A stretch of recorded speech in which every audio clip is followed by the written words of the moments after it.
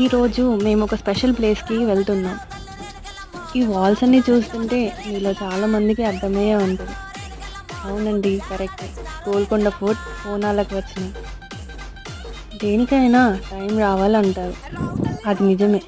మేము last year వద్దాం అనుకుంటే ఈ ఇయర్ కుదిరింది అమ్మవారి దగ్గర రావడానికి.